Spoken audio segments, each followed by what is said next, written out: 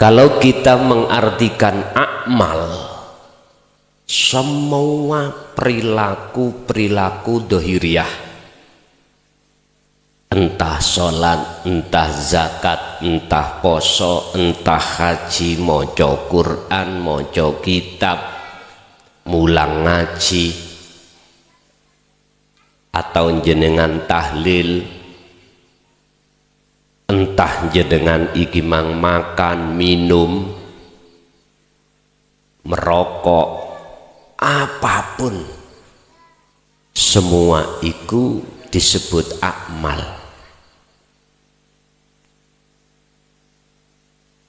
Mana yang disebut amal indallah yang husnul, yang bagus? Mana? Iku nata iju husnil ahwal mingkol bin zahidin. Amal yang bagus di mata Allah iku tergantung buah yang muncul di dalam hati jenengan rohaniyah. Kalau buah yang muncul di dalam hati jenengan bagus, maka amal secara dohiriyah di mata Allah iku mesti bagus. Mana yang dikategorikan nata iju husnil ahwal, bagusi keadaan atine si hamba itu yang mana? Yaiku sing muncul dari hati mingkol bin songko ati zahidin kang condong terhadap Allah. Lah condonge ati terhadap Allah itu prosesnya hati harus uzlah, harus uzlah. Manafa'a al-qalba, ora ono sing manfaati buat ati al-a'mala ing pira-pira ngamal kejaba ati sing uzlah. Uzlah niku napa to Pak? Uzlah niku saged diwastani kholwat, boleh diwastani uzlah iku kholwat. Maknane takrifnya yakfur bitawud, ati ninggalno pangrasa, ati ninggalno meninggalkan iman kalau makhluk ini yang bisa agawi ditinggalkan. Berarti hati tidak boleh merasa bisa melakukan. Si hamba tadi nggak boleh. Lah ini yakfur bitaghut, ninggalno iman yang seperti itu. Wa may yakfur bitaghut, dan barang siapa hatinya meninggalkan iman dirinya yang merasa melakukan, maka wayu mimbillah, mereka pasti di dalam hatinya disentrong Allah dengan nur makrifat. Dengan nur makrifat itu akhirnya hati jenengan iki muncul rasa bahwasannya yang beramal sumbernya dari Allah Subhanahu wa ta'ala, yaiku wujude urip. Wa may yakfur bitaghut, maka wa yu'mim billah. Barang siapa meninggalkan iman atau hutiku sing kula maksud tadinya aku rumangsa aku makhluk bisa amal. Barang siapa meninggalkan iman seperti itu, maka wa yu'min billah, Allah akan mendatangkan nur makrifat dalam hati Anda. Dengan nur makrifat itulah yang muncul dalam hati jenengan keakuannya Allah dalam segala hal apapun yang beramal. Inilah maksud uzlah. Tapi ada yang memaknani uzlah niku Pak, jenengan secara fisik meninggalkan pergaulan dari makhluk.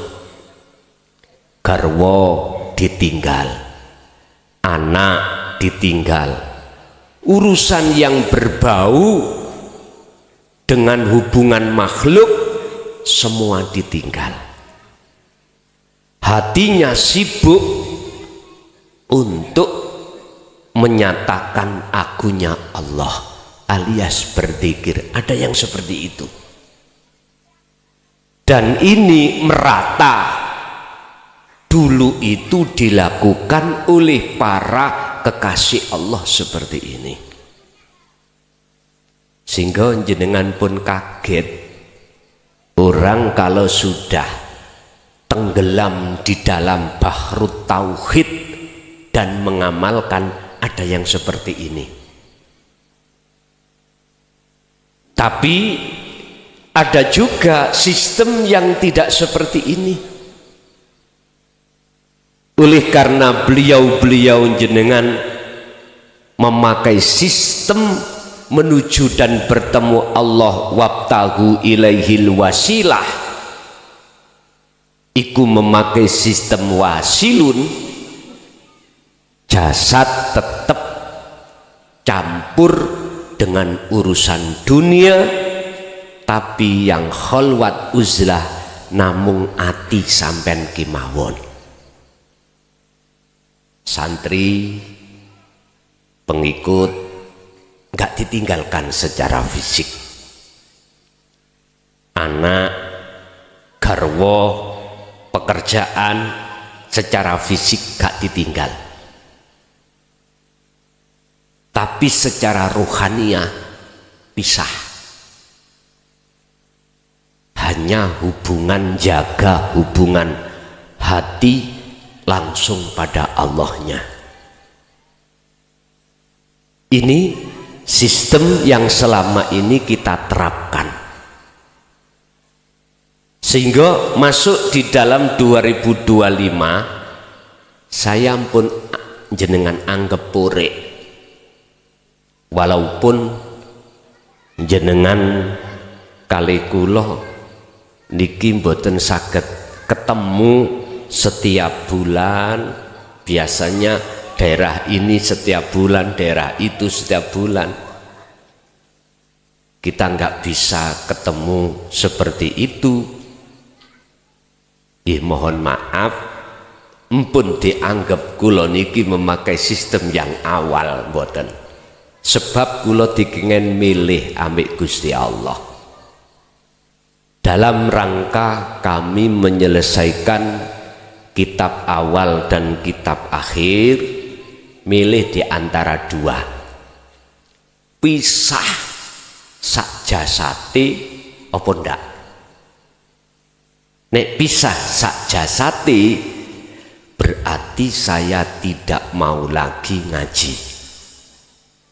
Untuk dan apapun yang terjadi pada diri jenengan, jikalau hati jenengan condongnya, imannya itu hanya pada ilahun wahidun, maka Anda inilah yang disebut menyembah pada Allah yang ahad. contoh niki Pak, jenengan sholat, jenengan makan, jenengan minum, agawe apa wae. Tatkala hati sampeyan kali kula disebut mingkol bin zahidin, hati jenengan sudah tidak ada pengakuan kita yang bisa melakukan, gak ada. Kemakhlukan jenengan kali kula niki sudah fana. Kalau ini sudah terjadi, maka pasti Allah menurunkan nur ma'rifatnya terhadap hati sampeyan. Tondone nur ma'rifat itu muncul di dalam hati jenengan, bukan berarti sampean langsung ketok cahaya koyok meteor cemlorot mlebu ning ati, bukan itu. Tondone ning ati sampeyan ini yusahiduna annal fa'ila huwallahu ta'ala. Sing agawe, yang melakukan itu hanya Allah kang ahad, yaitu hidup di dalam dan di luar diri Anda.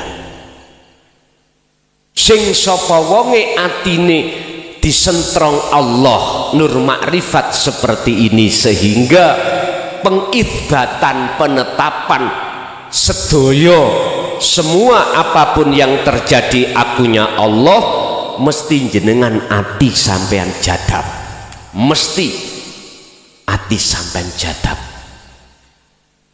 Entah berapa detik, entah berapa menit, entah berapa jam, iku urusan Allah.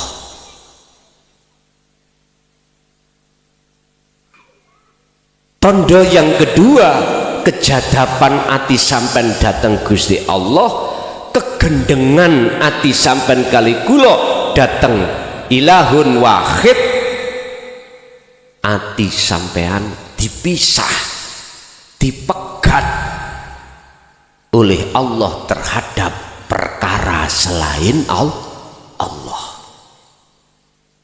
Inilah Pak yang dimaksud dalam satu makalah Syekh Ibnu Athaillah itu idfin, temen mendemo wujudaka ing wujud irahi makhluk fi ardil humuli, di dalam bumi kefanaan. Niki maksudnya, sebab sing sapa wonge gelem mendem keakuan diri sebagai makhluk wujudnya yang melakukan, secara otomatis akan muncul buah yang bagus. Nopo buah yang bagus? Jenengan iki selalu muncul kemakrifatan datang Allah. Ibaratnya apukat akan tumbuh dengan benar dan berbuah bagus apabila pohon apukat itu sampai tancepno di tanah dengan benar. Kalau benihnya apukat sampean gelendangno, napa bahasa Indonesiane gelendangno Pak, digeletakkan di atas tanah, mboten saged tukul dengan benar. Kalau sampean tancapkan di dalam tanah, maka pertumbuhan pohon apukat niku mengke akan benar. Laksana seperti itu.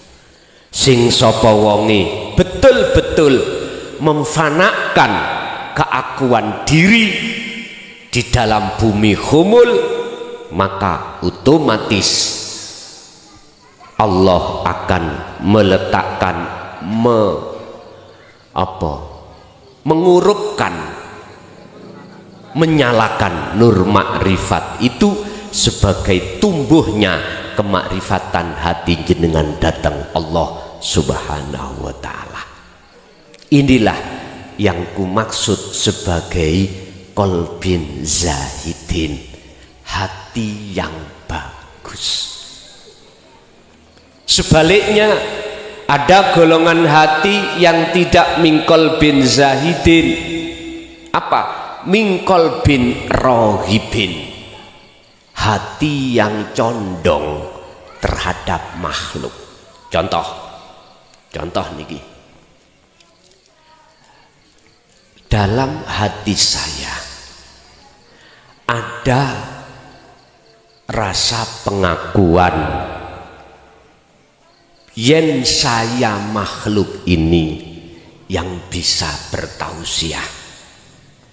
Munculnya tausiah ini, munculnya laku sholat, munculnya laku apapun, kok di dalam hati saya ada pengakuan saya makhluk, maka inilah disebut min qalbin rohibin, hati yang menyembah berhala.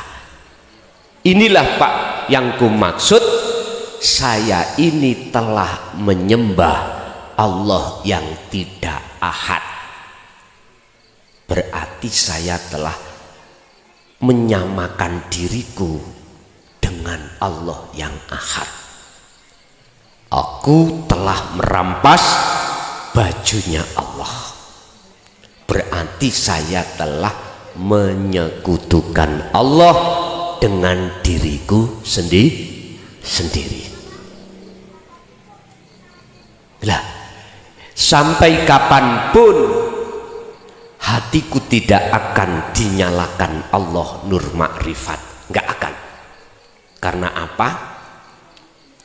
Walladzina kafaru auliya umut tauhud yukhrijunahum minan nuri ilan zulumat.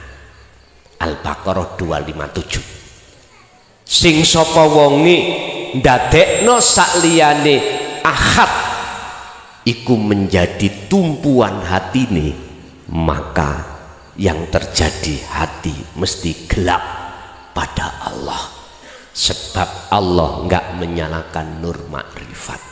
Sebaliknya, Allahu waliyul ladzina amanu yukhrijuhum minadz zulumati ilan nur. Sing sapa wonge ndadekake tumpuan hatinya itu hanya pada ahad, maka Allah akan menyalakan nur makrifatnya. Dengan begitu dia akan selalu makrifat dalam kehidupannya itu di setiap amal apapun. Pun niki rumusnya ada di situ. Jadi husnul a'mali niki baguse laku dohir iku ditentukan keadaan hati jenengan. Mula sangka itu sing sapa wonge geding ambek wong gak salat, berarti salat iku dadi pangerane. Sing sapa wonge geding, apa geding bahasa Indonesia nih Pak, benci terhadap orang yang tidak bisa membaca Al-Quran, maka Quran iku dadi pangerane. Wong sing geding ambek wong melarat, berarti kekayaan itulah akan menjadi Tuhane. Berarti kita masih menyembah selain Allah yang sebenarnya, tapi kita nggak terasa. Yukhadi'unallaha walladzina amanu wa ma yahda'una illa anfusahum wa ma yash. Sebenarnya kita jikalau di posisi hati iku min qalbin raghibin, sebenarnya kita itu memungsuhi Allah yang ahad, tapi kita tidak kerasa, nggak terasa. Wa qala Allahu ta'ala ani'budullaha. Oleh sebab itu sembahan Allah sak temene Allah. tapi syaratnya Anda akan dikatakan nyembah sak temene Allah yang ori, yaitu ahad. Anda harus wastanibut tauhid, meninggalkan nyembah terhadap Allah yang kawi. Ngerti kawi? Allah yang bukan ahad. Contohnya kula jenengan nek umpama duweni iman sing aweh petunjuk, iki adalah seongkok makhluk klason, berarti jenengan iki masih menyekutukan Allah. Mungkin langsung Rasulullah mawon. Rasulullah sampun dikengen ngendika dening Gusti Allah. Muhammad dawuh sira. Apa isine dawuh? Ayat 188. Isine dawuh beliau sanjang dateng jenengan kali kula, berkata bersabda, aku iki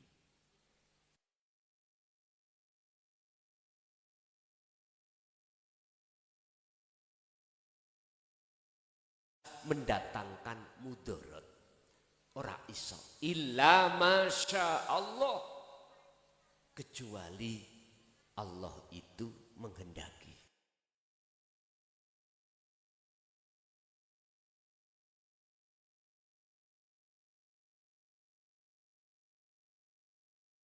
Nolong syafaat iku statusnya Muhammad makhluk seakan-akan. Kalau seakan-akan berarti tidak asli. Lah asline sapa sing duweni petunjuk? Yang memberikan petunjuk, yang bisa menolong terhadap kita. Yang hati tadinya kita itu menyembah berhala sehingga menyembah Tuhan yang sebenarnya. Sinten yang memberikan petunjuk?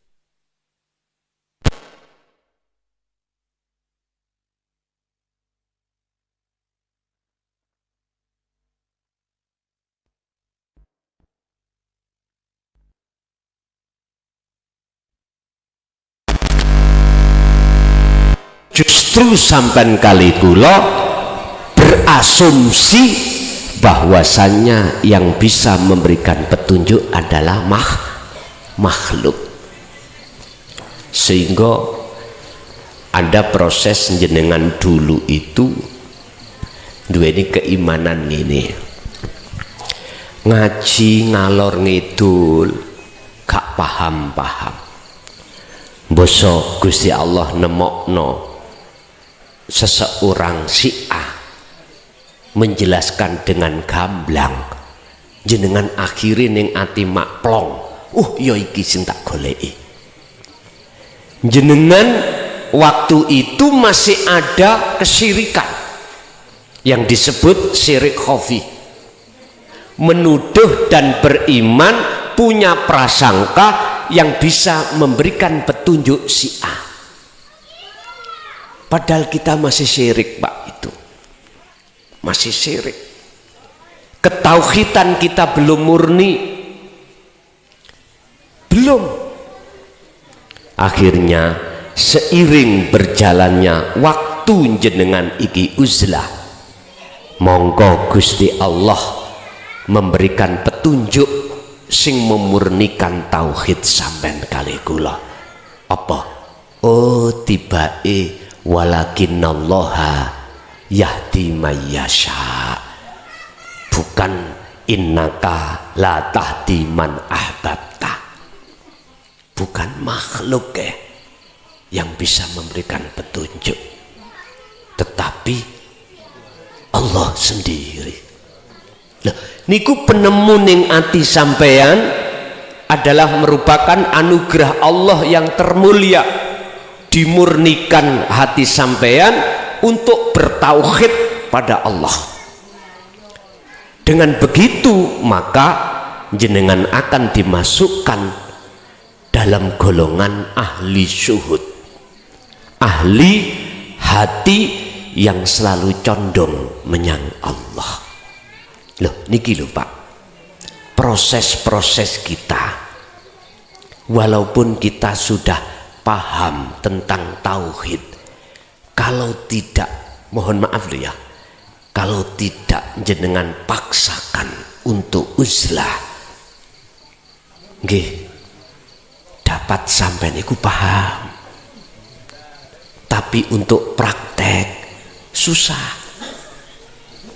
Nggih, satu contoh, masih banyak di antara golongan manusia itu punya masalah.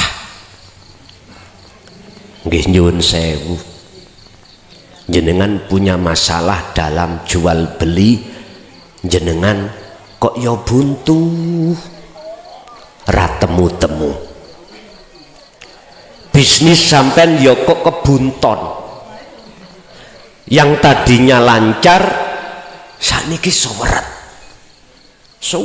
pot, delalah, apa bahasa Indonesia delalah niku Pak, kebetulan jenengan ini punya teman atau orang lain yang menyarankan jenengan ini untuk melakukan aurat.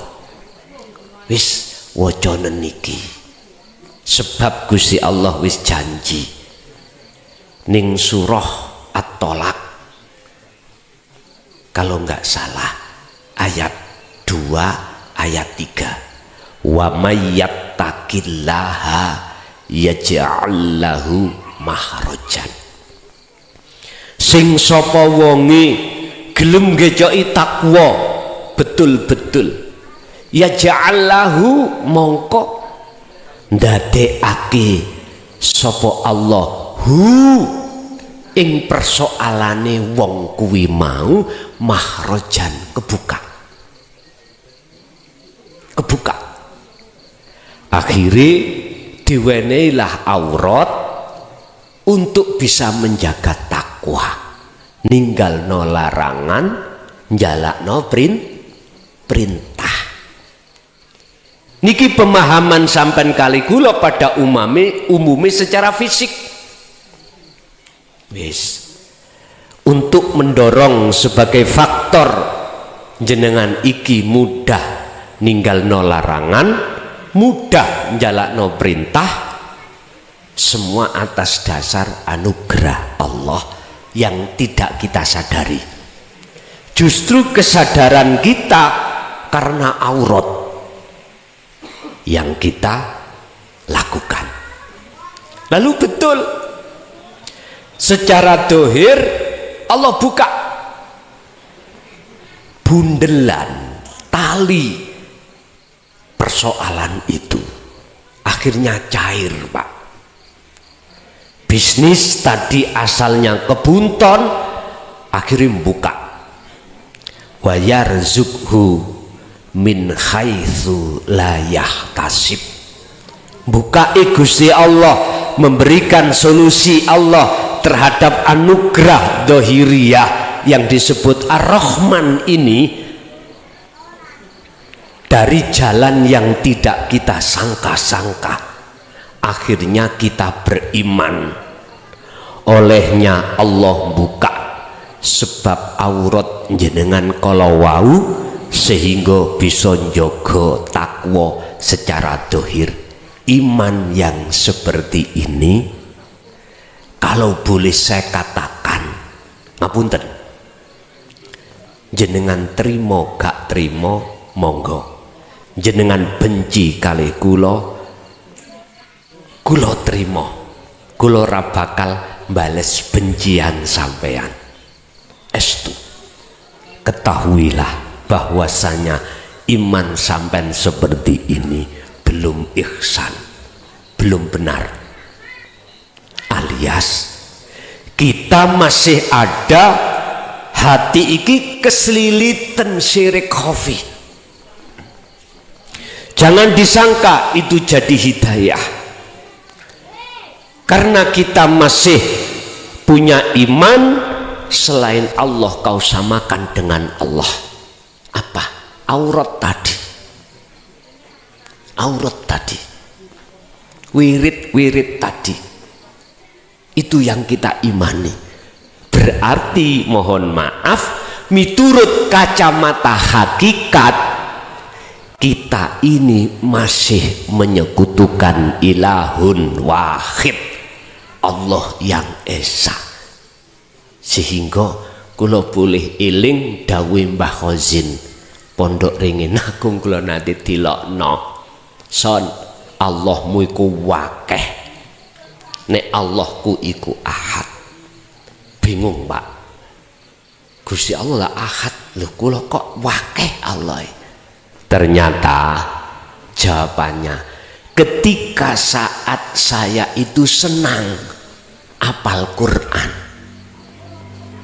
nyun sewu, berarti kesenangan saya nang Quran, Quran iku dadi Allahku, dadi pangeranku. Ketika saat kula seneng dengan wirid ini, berarti wirid iku pangeranku, berarti Allahku kuwatah. Kalau beliau ahad, bersumber beliau ilahun wahid, hati yang condong hanya pada keahatan Allah. Beliau tidak memandang makhluknya, beliau tidak bersaksi terhadap makhluknya, tapi beliau bersaksi memandang sejatine Allah, wujudnya yang disebut sifat hayat, yaitu urip. Beliau masuk di dalam mausufnya hayat. Lah inilah Pak, miturut kacamata hakikat. Makanya Nabi dan Rasul siapapun, tauhidnya sama, tauhidnya sama, hanya satu, ilahun wahid. Lah untuk bisa mencapai ilahun wahid, la ilaha illa ana, wajib kita itu memahami, terlibat di dalam lautan ilahun, lautan la ilaha illa anta. Niki jalane wonten mriku, wasilun wonten mriku. Harus terlebih dulu memunculkan bagaimana wujud Allah itu terasa dekat. Mboten huwa, bukan sifat, bukan nama, tapi zatnya itu. Awalnya itu berangkatnya dari arah itu. Dan ini pun juga dijabarke terhadap setiap rasul, dan juga dijabarke terhadap para sahabat, tabi'ina sholihin sampai akhir zaman. Cuman Pak, sejak sakba'dane para khalifah menyampaikan hal ini, tabi'ina sholihin, mohon maaf niki masih apa, dengan alasan situasi nggak berani Pak menyampaikan di tengah umum, sebab resikonya terlalu berat. Menghadapi kaum khawarid itu terlalu berat. Sampai kapan zaman ini terjadi? Nek miturut hitungan-hitungan komariah sampai 14 abad. Satu abadnya itu 100 tahun.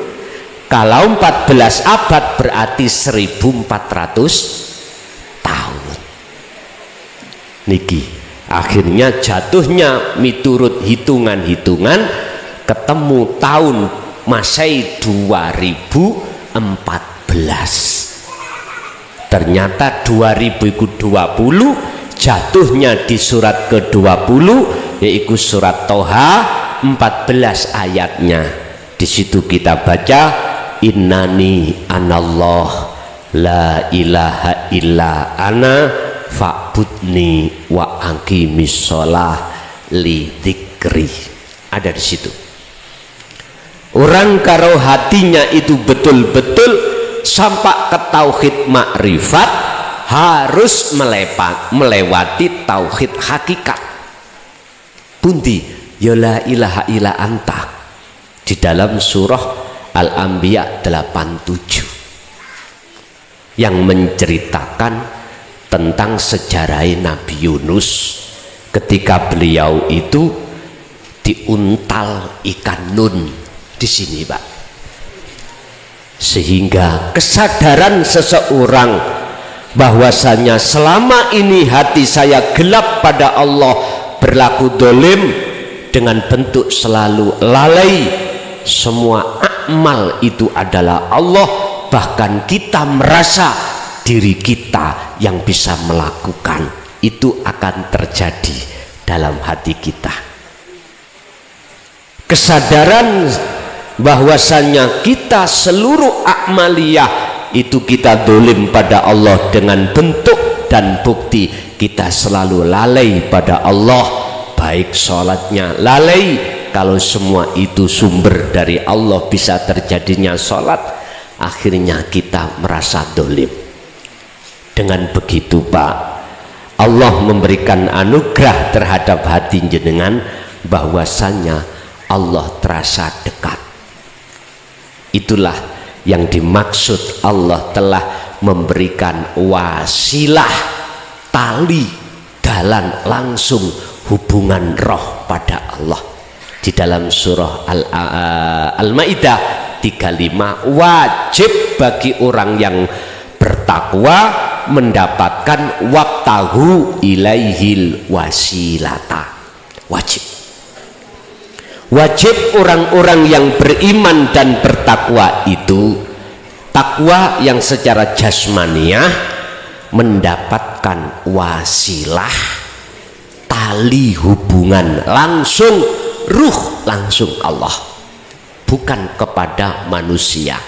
Inilah yang disebut hablum minallah, hubungan hati sampai langsung pada Allah.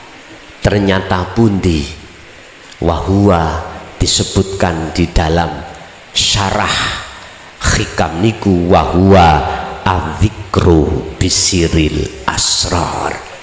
Dan di dalam dzikir sirul asrar niku ada 3 tahap. Pertama adalah su'aul basirah atau rasa. Rasa yang dimaksud adalah ihsan.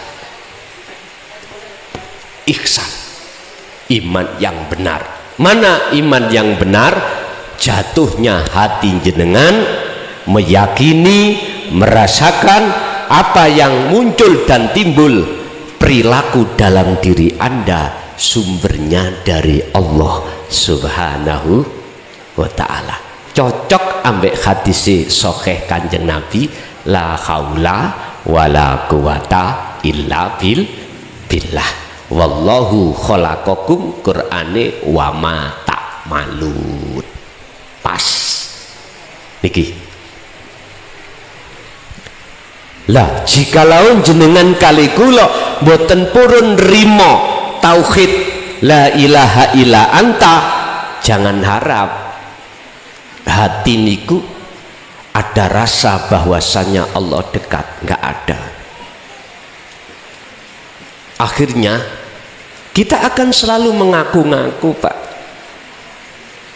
Inilah yang menjadi persoalan umat manusia. Mengapa kita selama ini mulai kecil sampai tua, waktu sholat yo gitu-gitu aja. Ingat Pak Bu, jangan dikira sholat kita, zakat, puasa, haji, baca Quran kita di mata Allah iku ketampi, keterima sebagai nyembah yang benar. Jangan harap. Sebab mohon maaf, dalam Al-Anbiya 27 Allah sampun menyatakan innama yataqabbalullahu minal muttaqin. Wis, sesungguhnya amaliyah apapun tidak akan diterima oleh Allah. Yang diterima hanyalah amaliyah yang bersumber dari hati yang bertakwa. Takwa yang dimaksud di sini yang bagaimana? Ani butullaha wastanibut taghut. Hati yang sudah tertanam, tidak ada pengakuan diri makhluk, justru pengitsbatan semua yang terjadi sumbernya dari Allah Subhanahu wa ta'ala. Bun, temtiki Bapak Ibu hadirin, sehingga miturut proses ketauhidan kita yang asalnya kurang murni untuk menjadi murni, maka miturut Al-Maidah 35 wajib jenengan iki membawa wasilah. Bukan wasilah miturut syariah loh Pak ya. Nek wasilah kita menurut syariah ke makhluk,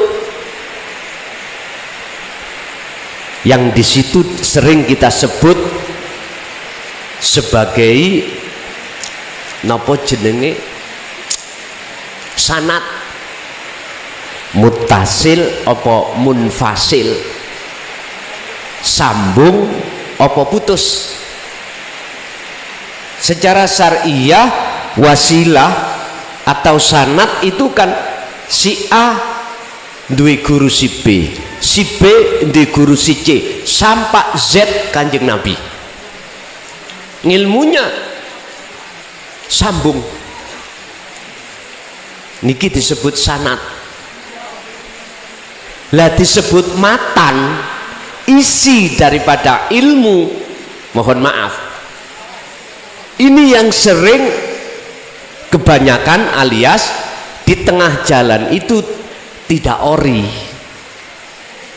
nggak ori.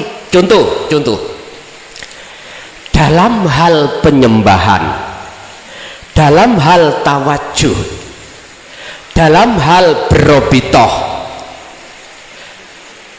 wasilah yang langsung habluminallah tidak dijelaskan. Yang dijelaskan adalah wasilah miturut pandangan syariah. Kamu bisa sampai kepada Allah wajib melewati Rasulullah dulu. Lah Rasulullah di bawahnya si A tadi. Padahal nyun sewu, Rasulullah miturut di dalam Al-Quran tidak hanya menyampaikan tauhid la ilaha illallah saja, la ilaha illahua saja, la ilaha illa anta saja, bahkan sampai la ilaha illa ana. Perlu bukti sing tidak begitu dijelaskan anta wa ana. Berarti keorian ilmu tauhid dari Rasulullah niku kepenggal. Akhirnya jatuhnya robitoh jenengan kali kula. Mohon maaf loh, sekali lagi mohon maaf. Niki saya tidak memakai kacamata syariah, tapi juga harus pakai kacamata hakikiyah. Mohon maaf, saya tidak mengurangi rasa hormat terhadap panjenengan yang sementara waktu ini masih tawajuh terhadap makhluk. Enggak, saya juga dulu seperti itu. Ini sebagai proses. Maksud saya, larilah terus ke ajaran tauhid anta wa ana. Artinya jangan mandek sampai ning torikoh saja, naiklah ke hakikat makrifat. Mungkin di Indonesia ini kan jadmannya, ketuanya itu sudah ganti secara sah miturut Majelis Ulama Indonesia. Ketua jadman sekarang Romo Yai Sinten? Khalwani. Jadi lewat medsos mungkin saya ikut rembuk tolong apa sih Jatman itu Jamiyah Thariqah Muktabaroh ya, ikut seluruh Indonesia ada ketuanya ya. Sekarang beliau menjabat sebagai ketua. Mungkin kalau mau didengar, walaupun saya masih berumur di bawah beliau, ora ono salai, sebab undur makola wala tandur mangkola. Ojo didelok wonge, tapi deloken isi apa sing disampaikan. Ngeten, barangkali didengar. Tolong seluruh pengikut thariqah apapun, didiklah dengan pelajaran tasawuf, didiklah dengan pelajaran tauhid anta, la ilaha illa anta wa ana. Sebab mohon maaf, miturut tesis pembuktian apa yang sudah kami jalani, boten saged kalau kita cukup berhenti la ilaha illallah untuk mencapai kewusulan pada Allah, boten saged. Cuman niki saran lho Pak ya, jikalau didengar, tolong jamiyah murid-murid pengikut thariqah manapun, tolong didiklah dengan taklim muta'alim tauhid la ilaha illa anta wa ana estu, biar tidak wirid tok di dalam lesan, di lesan dan di hati. Biar beliau tahu ketika Solo ini berobitoh terhadap siapa, bertawajuh terhadap siapa. Sebab mohon maaf, miturut penyelidikan kami di dalam 30 juz Al-Quran tentang tawajuh, boten enten yang mengarahkan terhadap makhluk. Bahkan Rasulullah sendiri tidak memperbolehkan untuk tawajuh terhadap Rasul, disebabkan yang memberikan petunjuk, yang memberikan yang namanya manfaat itu dari Allah, bukan dari makhluk. Caranya untuk bisa tembus nang Allah ketika zikir jahri sirri, wajib si salik itu berzikir sirul asror. Bagaimana mungkin kita akan bisa mendapatkan wasilah langsung dari Allah tali jikalau kita tidak terlibat di dalam bahrut tauhid la ilaha illa anta. Ini secara sistem wasilun, beda dengan kita ngomong sistem majedubun, istilah terjun bebas, gak katik payung, celurut langsung ceblok mati cepet. Nah, ngoten nggih. Tapi resikonya luar biasa Pak.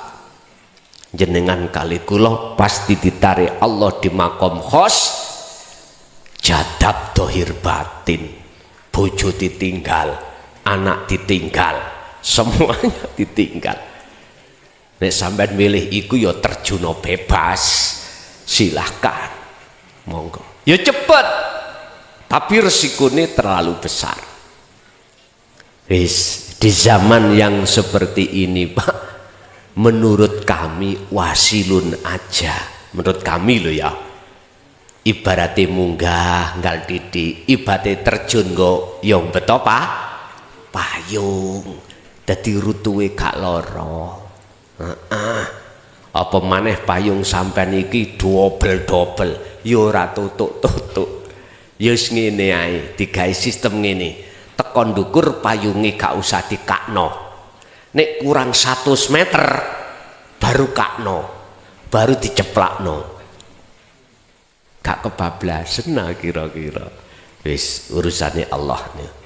Pun Pak, wis muga-muga didengar datang beliaunya dan para pengurusnya. Tolong ajarilah umat ini tentang ketauhidan la ilaha illa anta wa ana. Dan itu rekom langsung dari Allah yang Rasulullah sampaikan. Yang selama ini mohon maaf beliau-beliau para masyayikh kita memang takut Pak menyampaikan hal ini. Karena memang kaum Khawarij itu kuat banget. Lah sak mangki sudah ngelewati 14 abad, monggo wis nek jenengan isih mamang nggih mohon maaf jenengan kuwati kholwat jenengan sampailah ke musyahadah mutlak jenengan mesti tidak akan takut. Sebab Rasulullah pun juga begitu, huwaladzi arsala rasulahu bil huda wa dinil haq aidinut tauhid liyudhirahu ala dini kulli walau karihal musyrikun. Beliau iku siap dibenci seluruh umat sak Indonesia, bahkan sak dunya. Beliau tetap sampaikan walau karihal musyrikun, walaupun beliau dibenci, diintimidasi, tetap beliau sampaikan. Pun niki sebagai dasar jenengan untuk menyampaikan hal itu. Nggih, mohon maaf walaupun yang menentang itu nanti di dalam atau di luar golongan sampai harus berarti longgar, jare wong Jawa jero segarane. Artinya janganlah kau benci orang yang membenci dirimu disebabkan tidak mau menerima la ilaha illa anta. Jangan, karena semua manusia itu butuh proses, butuh mukobalah, butuh referensi atas kebenaran. Monggo jangan dipaksa, nggak boleh. La ikraha fiddin, nggak ada paksaan Pak untuk masuk menerima dan berlaku di dalam Bahrut Tauhid la ilaha illa anta wa ana. Ndak. Bapak Ibu hadirin jamaah rahimakumullah, untuk bisanya menyembah kepada ilahun wahid Allah yang ori sarati siji kudu belajar la ilaha illa anta. Terus Mbah Yai jenengan enggak minimal kudu paham isi di dalam kitab hikam minimal. Disitulah nanti jenengan yang kedua pasti Allah berikan wasilah. Lah wasilah ini yang kumaksud talini roh pada Allah langsung, sehingga jenengan wayah tawajuh robitoh mboten terhadap makhluk, jenengan terhadap urip yang menguasai makhluk, bukan makhluknya. Ada ya, inilah yang dimaksud surat Al-Maidah 35 mau. Wahai orang-orang yang beriman, bertakwalah kepada Tuhanmu, kepada Allah, wabtagu, dan podo raihlah ilaihi, ketika suluk jenengan bisa takarrub mendekat kepada Allah, bertemu al-wasilata ing tali atau dalan langsung pada Allah. Inilah Pak yang kumaksud zikir sirul asrar, untuk bisa fana'u dzikri. Ini syarat kedua. talinya nanti disambungkan Allah. Nanti habis ngaji pengurus Sohibul Bait memohon kepada kami untuk sama-sama malam hari ini yang belum mendapatkan wasilah atau tali langsung nang Allah untuk dibeatkan. Beat di dalam la ilaha illa anta, mohon maaf tidak sama dengan huwa atau Allah nama, tidak. Maknanya di dalam la ilaha illa anta beat ini adalah menyambungkan talinya ruh landa Allah.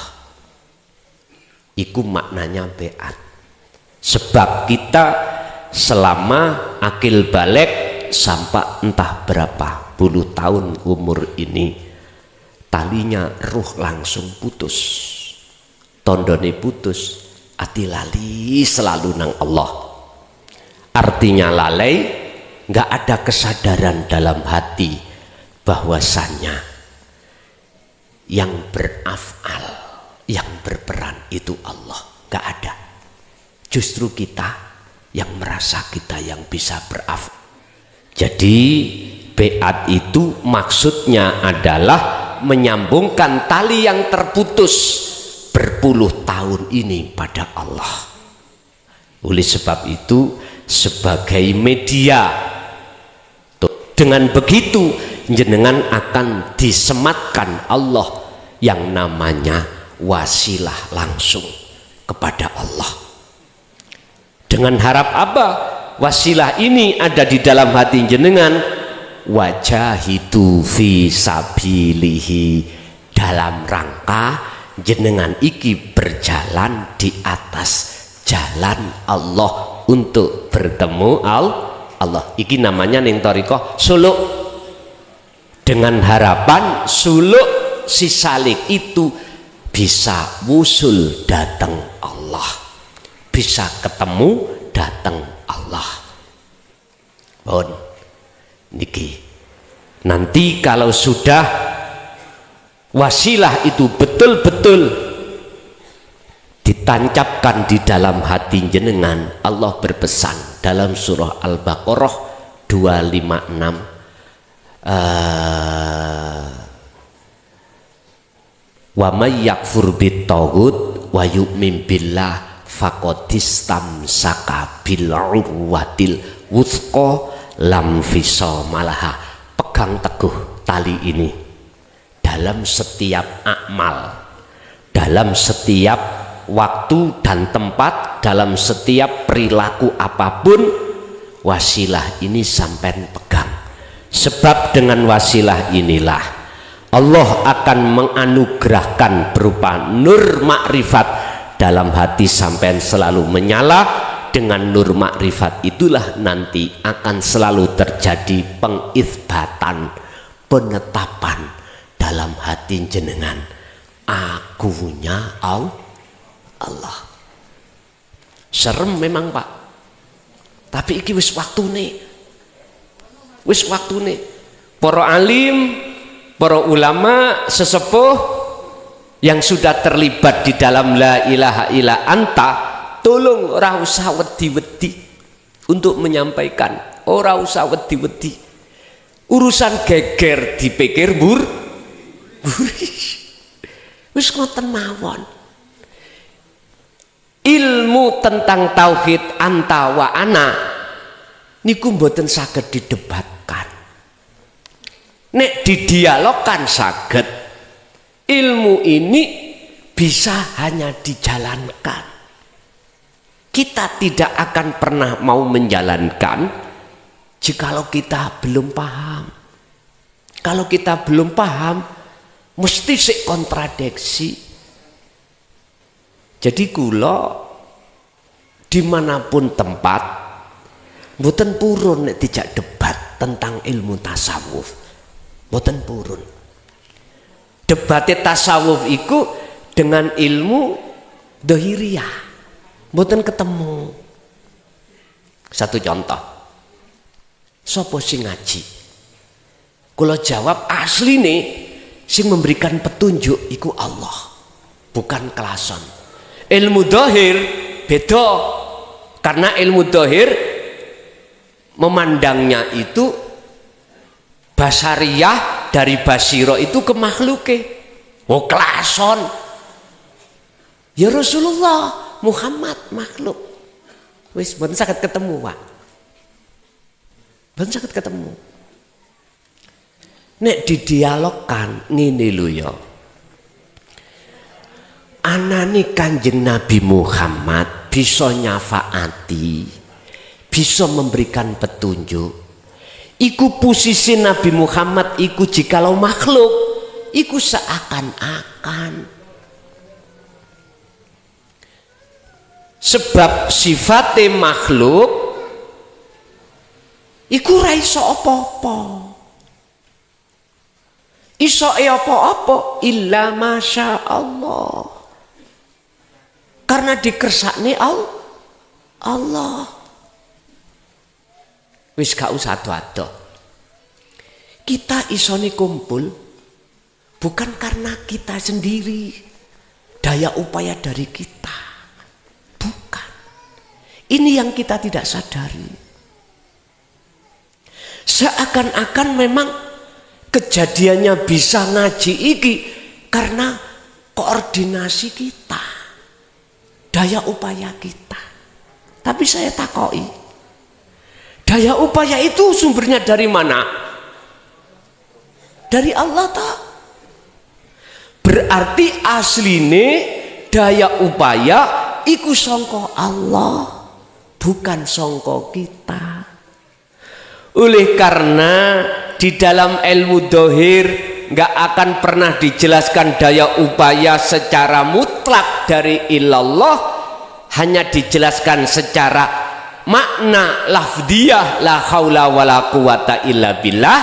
Lesan isok ngomong nek kabeh sangka Allah, tapi prakteke ati mboten saged. Lah ini lho Pak, letak rancuwe wonten mriku. Nek didialogkan mungkin saged ketemu. Sehingga nek disimpulne ada dua kacamata. Miturut syariat gak salah. Yang memberikan syafaat, yang memiliki syafaat cuman Kanjeng Nabi. Yang bisa memberikan petunjuk Kanjeng Nabi. Dengan sebab jikalau tidak ada Kanjeng Nabi, umat ini tetap nyembah berhala. Tetap mergae gak dikenalno keahatan Allah, nyembah berhala terus. Oleh karena asbabun nuzul ayat huwaladzi arsala rasulahu bil huda wa dinil haq, keadaan ati menungso iku padha nyembah berhala, diturunkanlah Rasulullah untuk membawa hidayah dan petunjuk. Ini miturut syariat kacamata memang benar makhluk, tapi sedikit aja ayo kita resapi. Nek gak masya Allah, opo iso makhluk iki memberikan petunjuk? Mboten saged. Nah inilah yang tidak kita sadari. Sebab apa? Sebab kita masih buta alias tidak diurai tentang tauhid anta wa ana. Oleh sebab itu Mbah Yai, dengan rasa hormat kami terhadap panjenengan, supaya jenengan sebagai ketua Jatman mengarahkan umat ini supaya dikenalkan tauhid la ilaha illa anta wa ana, hakikat supaya bisa makrifat datang Allah. Sehingga suluknya dulur-dulur sing wonten setiap thariqah yang puluhan tahun itu betul-betul usul datang Allah. Cuman itu saran saya, bukan berarti saya ingin untuk ditarik menjadi moderator di situ sebagai penyampaian materi, enggak. Aku lebih lebih setuju yang sepuh-sepuh, ngilmune tasawufi yang lebih sepuh, makrifati yang lebih mutlak sempurna, beliau-beliau aja yang jenengan suruh untuk mendidik seluruh jamiah thariqah. Kula teng wingking mawon, kula tak dadi darga sing ring pertama aja jikalau ada yang membantah. Mek ngoten tok mawon. Kula mek nyurung, nek cara montor mogok kula cuman bagian nyurung. Ku nek wis mlaku tinggalen ya ora apa-apa. Mesti ya ngono. Wong sing nyurung montor mogok iku nek mantun matur suwun. Lah ngaten dah. Pun wajibe ngoten sunatullah. Pun tugase piyambak-piyambak. Kula lebih suka dadi wong sing nyurung montor mogok jenengan mawon sing nyetir. Estu Mbah Yai, estu. Kula piyambak umur kula nggih tasik 15 tahun nggih. Sik nowem banget jenengan sampun 70. Makane kula nderek mawon dateng jenengan tentang masalah taklim. Sebab ngenten Mbah Yai, mohon maaf, sinten yang bertanggung jawab. Sebab kullu ra'in mas'ul ar-ra'iyatih. Jikalau kita berani diikrarkan sebagai pemimpin, wajib pemimpin itu bertanggung jawab apa yang kita pimpin. Makanya kula mboten purun, kula sebagai penyurung mawon ngeten. Pun niku mawon saran kula. Sebab nggih mohon maaf Mbah Yai, kula piyambak nggih wong embongan ya embongan. Wis kula dideleh embong ya saged, dideleh pondok nggih monggo, dideleh pundi mawon nggih kersa. Gembul wong dilokalisasi nggih saged. Kula nek sampean tugasno dakwah nang tengah-tengah lokalisasi saweneng tambahan. Sebab mohon maaf tahun 2000 niku kula pernah memangi dakwah nenggone wong ahli dolim maksiat. Estu pernah, cuman kula gak tahu cerita. Gembul wong rupa-rupa sing model kaya apa sampun. Estu wekdal rambut kula niki sak bokong nate punan. Sakniki pun kula tak dadi tukang nyurung mawon. Nggih niku permohonan saya. Pun Bapak Ibu monggo kita hari ini berikrar ing ngersane Allah sejatine ilahun wahid, untuk estu-estu menyembah hanya kepadanya. Ila hadratin Nabil Mustafa Rasulillahi sallallahu alaihi wasallam wa ala alihi wa azwajihi wa dzurriyyatihi wa qarabatihi wa ahli baitihi syai'ulillahi lana wa lahumul fatihah.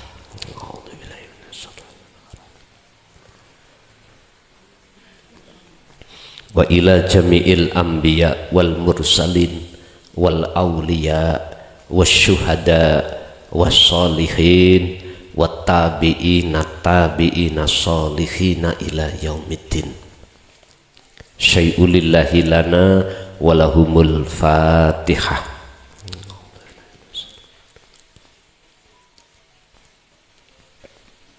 Wa ila auladina wa azwajina wa dzurriyyatina wa ahli baitina iftah fi qulubihim ya Allah bifutuhil arifin wa khususon ila jami'il arwah fi hadil majlis wa ghairuhum ij'alhum ya Allah min ahli syuhudika wa ta'atika wa dzikrika wa ma'rifatika qabla mautihim syai'ulillahi lana walahumul fatihah.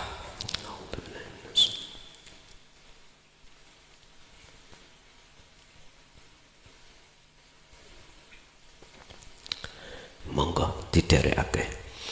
Bismillahirrahmanirrahim. Astaghfirullahaladzim, astaghfirullahaladzim, astaghfirullahaladzim, alladzi la ilaha illa huwal hayyul qayyum wa atubu ilaih.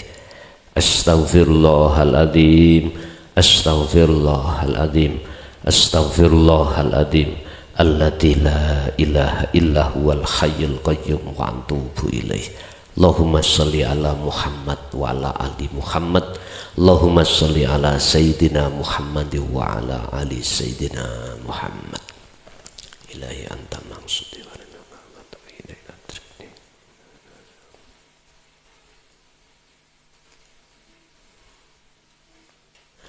Asyhadu an la ilaha illallah.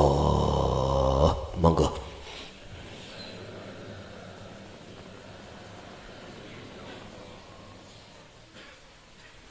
Wa asyhadu anna Muhammadar Rasulullah.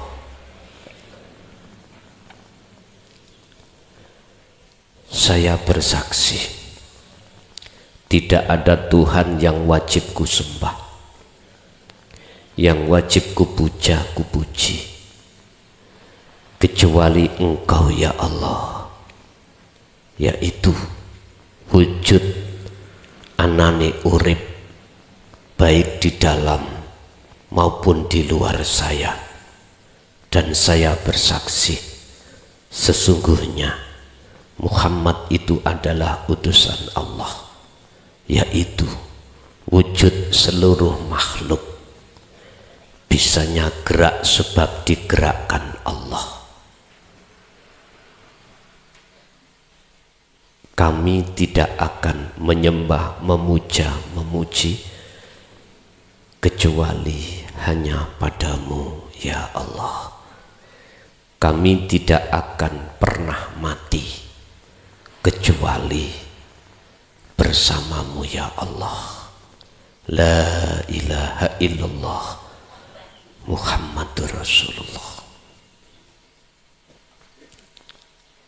Pun tolong jenengan praktekno walaupun hanya 2, 3, 4, 5 menit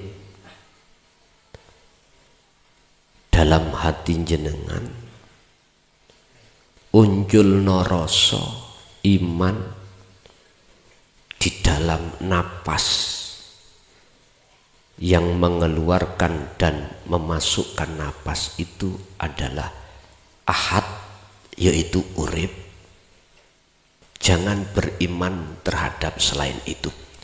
Rasakanlah kehadiran Allah, wujudnya yang menguasai napas keluar masuk.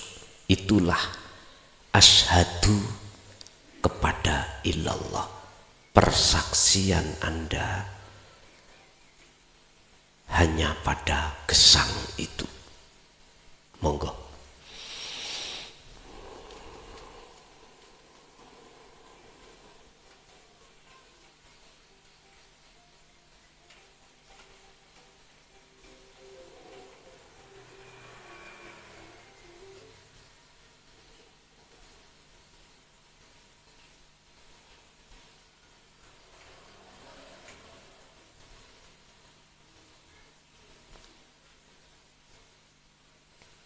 Ya Allah, kami bertobat kepadamu. Begitu lamanya kami zalim padamu, yang tidak kami rasa kalau saya menyekutukanmu. Oleh sebab itu, ampunilah segala dosa-dosa kami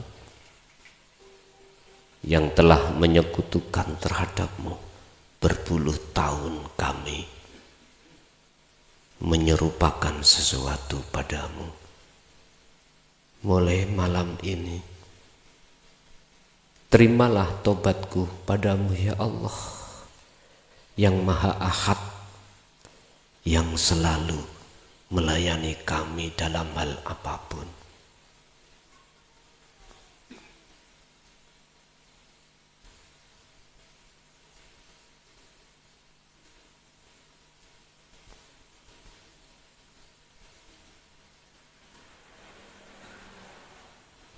Janganlah jenengan matikan kami jikalau tidak dalam keadaan ihsan iman kami, ya Allah. Janganlah kami matikan jikalau hati kami masih dalam keadaan buta padamu, ya Allah. Matikanlah kami kapanpun kami siap, jikalau kami sudah hanya beriman padamu. La ilaha illa anta subhanaka inni kuntu minadz zalimin.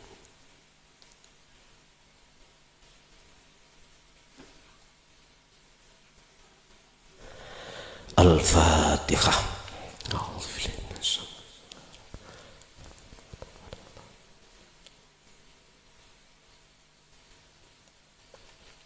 Pun tu ya sampean unjuk sing derek kana wau.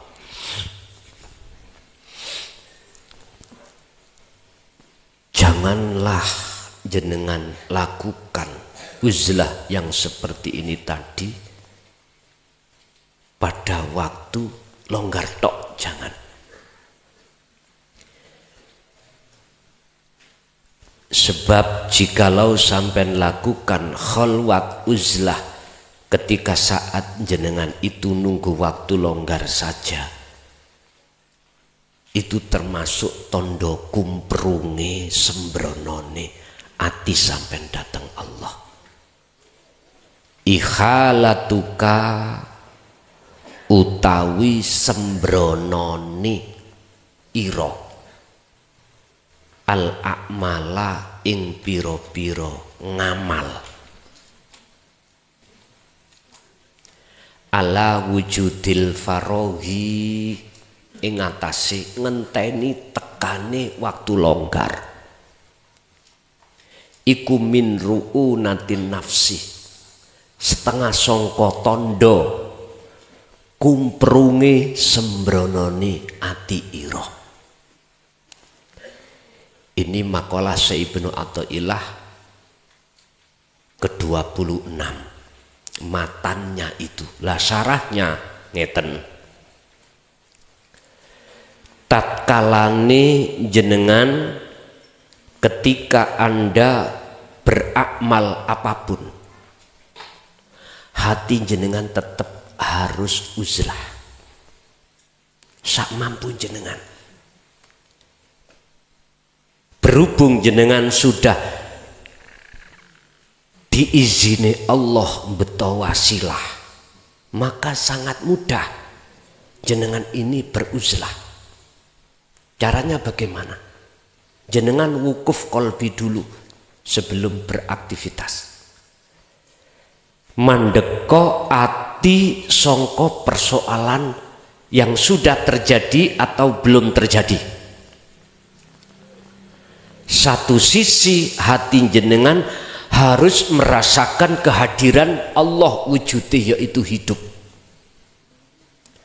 Kalau jenengan sudah merasakan kehadiran Allah di dalam diri jenengan atau di luar diri jenengan,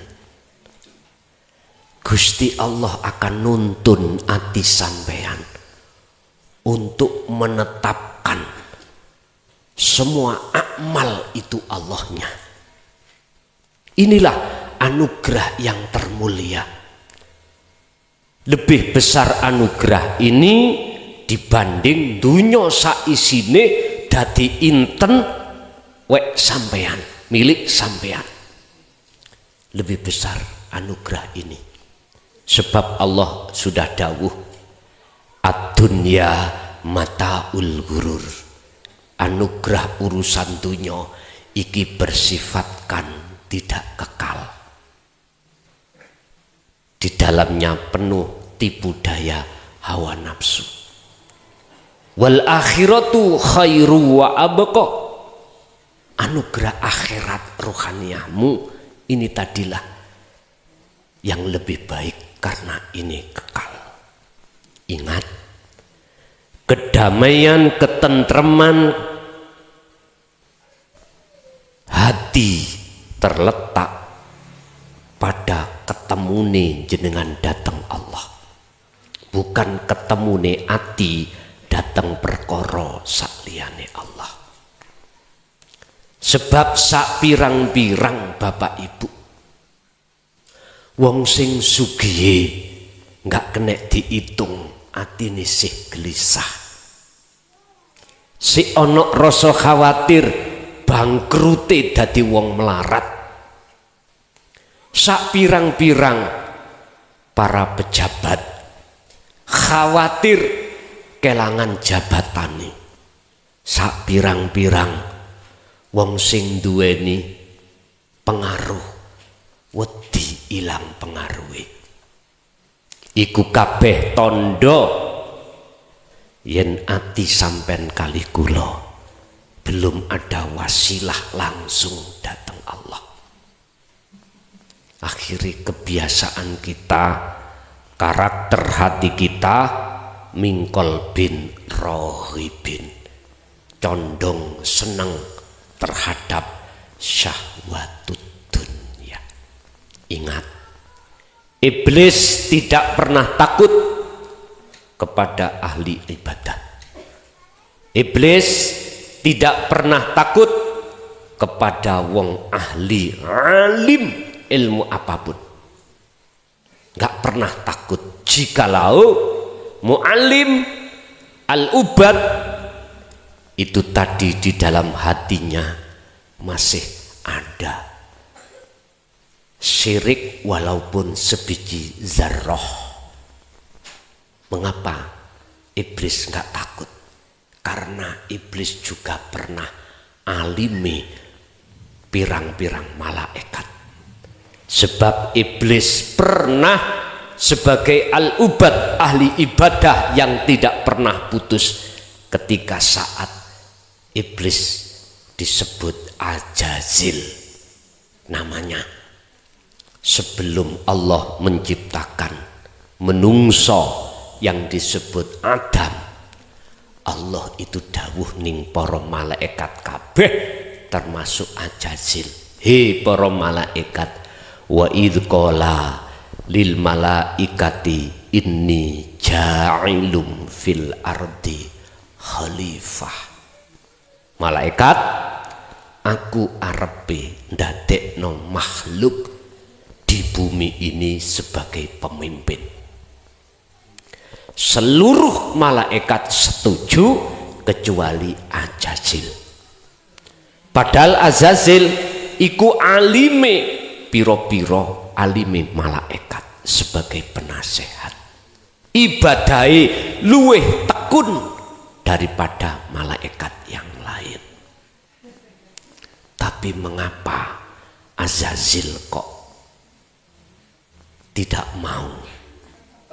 Ketika saat Allah menjadikan Adam dan muncul dawuh wa idh qala lil malaikati usjudu, podo sujuto siro malaikat. Malaikat dawuh fasajadu, geruduk podo sujud illa iblis.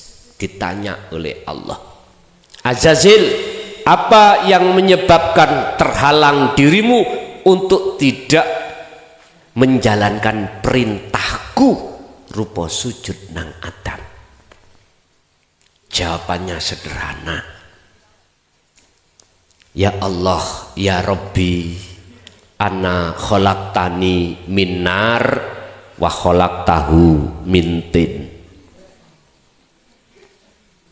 Kula sampean dadekake, saya panjenengan jadikan dari api, sementara Adam dari tanah liat. Apa mungkin saya mau menyembah yang di bawah saya? Aba wastakbar wa kana minal kafirin. Karena di dalam hati Ajazil ada 3 sifat takabur, yaitu luweh apik katimbang Adam. Inilah Pak, akhirnya Ajazil langsung diusir Allah dari negeri akhirat, negeri surga menuju negeri itu dunia. Persoalan itu. Lah ini tidak jauh dari saya. Makanya Allah tidak, iblis tidak akan takut terhadap kami, kita manusia yang alimnya notok sundul langit dalam ilmu apapun. Apakah ilmu dzahir, apakah ilmu tentang rohaniyah, tauhid. Iblis nggak pernah takut jikalau di situ masih ada takabur. Mohon maaf, contohi kula. Dalam diriku rumongso kealiman ilmu itu bersumber dari diri saya, akhirnya jatuhnya saya merasa alim. Otomatis saya lebih baik daripada orang lain. Ini takabur. Terus apa bedanya saya dengan iblis? Sampai nek kepingin tahu wujudnya iblis dohir, ya klason niki. Innahu sak temene iblis lakum kedue sira kabeh iku aduun mungsuh mubinun kang nyoto. Al-Baqarah 208. Sampai nek kepingin roh iblis sing dideleng mripat dohir, ya klason iki. Karena klason mesti ngajak jenengan untuk nyembah makhluk. Sampak-sampak saya berani ngomong, jikalau kau keluar dari taklimku, murtad kamu, mengkhianati, keluar dari jamaahku, murtad kamu. Itu karena klason itu merasa ilmu itu dari klason. Iki contoh, Pak. Terus apa bedane iblis ambek klason? Plak, ya iki wujudnya. Surat An-Nas sampai tingali. Alladzi yuwaswisu fi sudurin nas. Iblis nafsu selalu membisikkan hatimu, di dalam dadamu. Lewat apa? Minal jinnati wan nas, menungso. Ya klason iki. Akhirnya sampai tak giring supaya muji ngurmat nang klason. Ya niki status saya dzil mudil, sesat dan menyesatkan, kacamata hakikat. Jadi kula ngalor ngidul harapannya jenengan kudu muji kepada makhluknya. Ya Allah, Pak, hal inilah yang Rasulullah tidak kehendaki. Besok iku yo hadisi, di zaman akhir umatku iku wakeh banyak, tapi mutune iman dan takwa iku kaya ontok, seperti buih di lautan. Kena ombak ngalor, ngidul, kena badai, pokoknya Kak, mboten tidak punya prinsip. Gampang hati sampai dipengaruhi kebiarin dunia apapun, sehingga hati sampai kali kulo tidak bisa khudur datang Allah. Iman sampai kali kulo tidak bisa ihsan.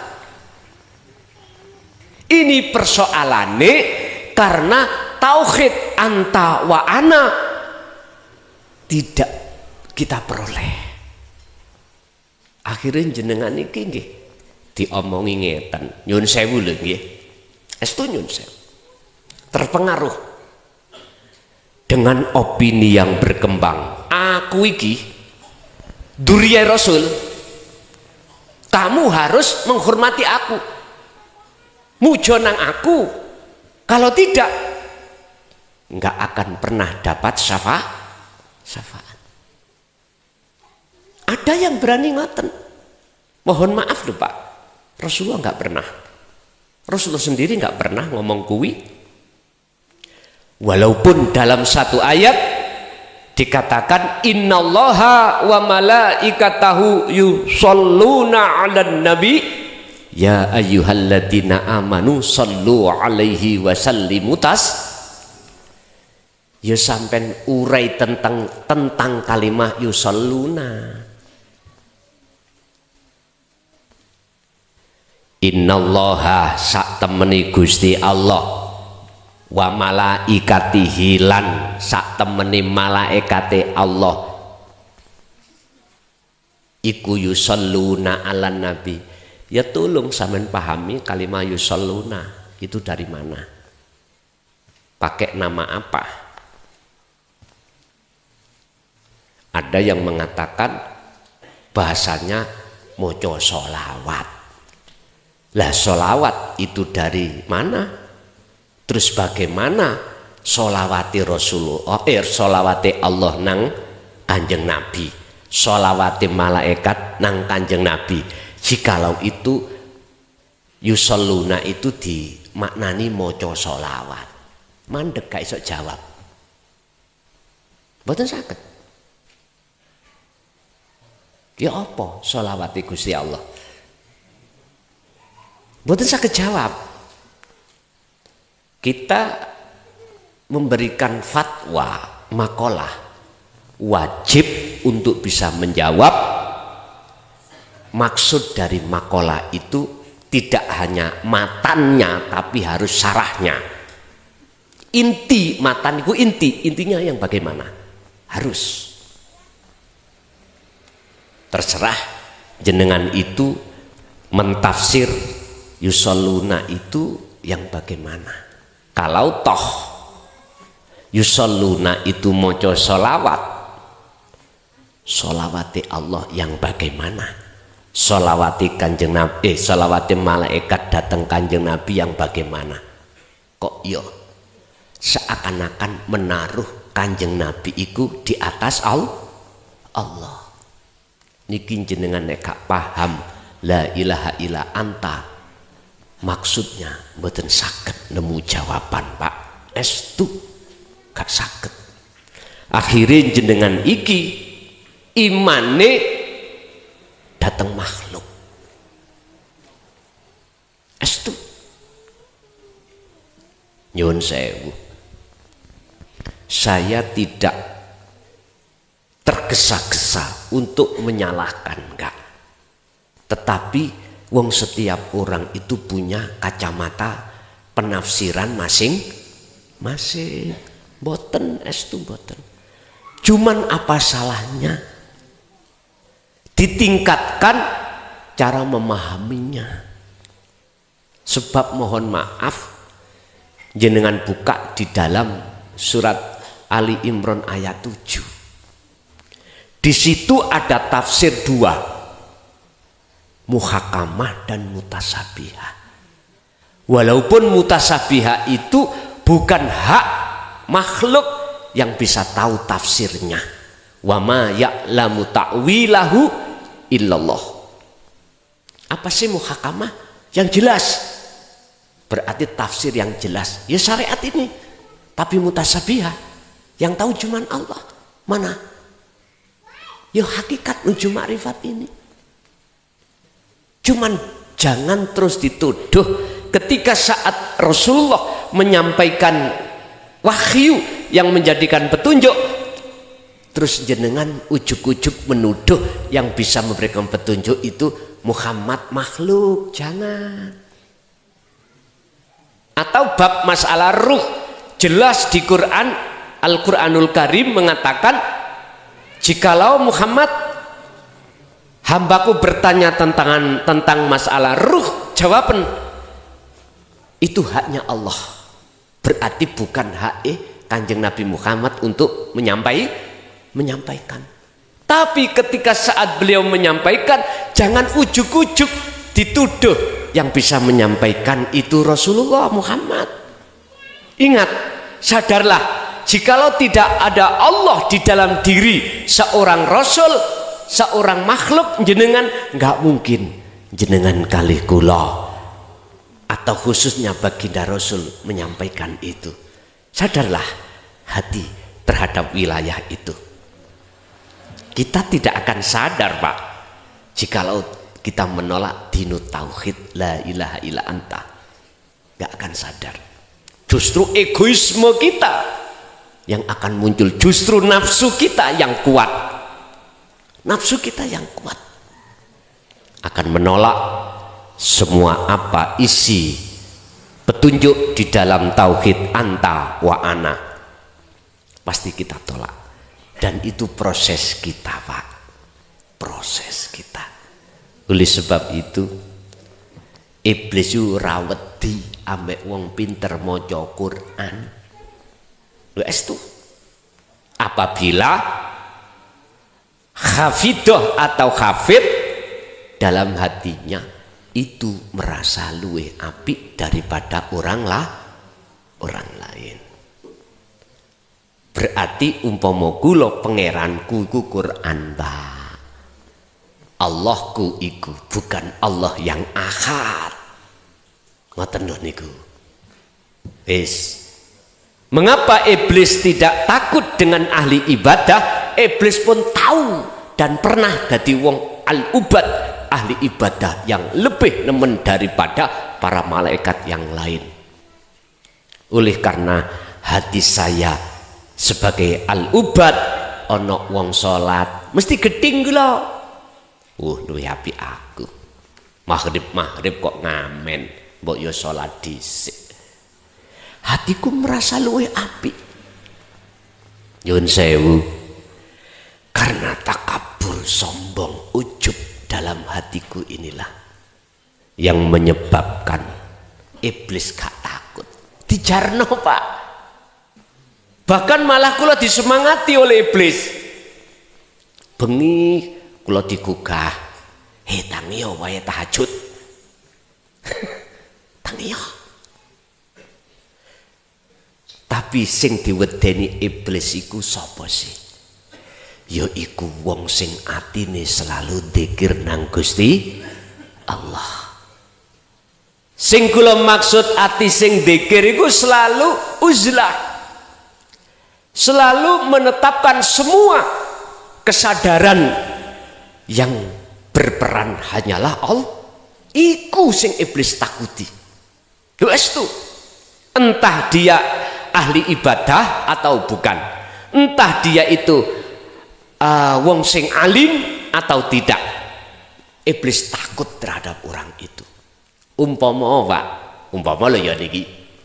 Wong iku ora iso maca Quran belas. Hadis yo gak ngerti, Quran yo gak ngerti. Kadang-kadang salat iku arang-arang. Mohon maaf lho niki. Niki ngepol lho kula ngomong. Ngepol. Penggaweane iku, Pak. Mungkin jenengan kenal Gus Komari.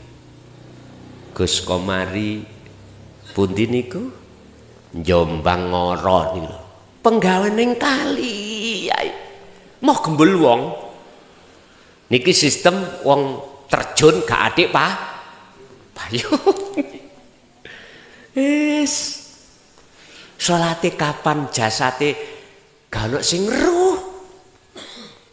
Tapi beliau sampun sumari. Walaupun kelihatannya wong iku ora tau salat secara dohir, kumpulan yasinan ya ora tau, penggaweane nang alas golek kayu, embuh nang alas iku berburu napa nang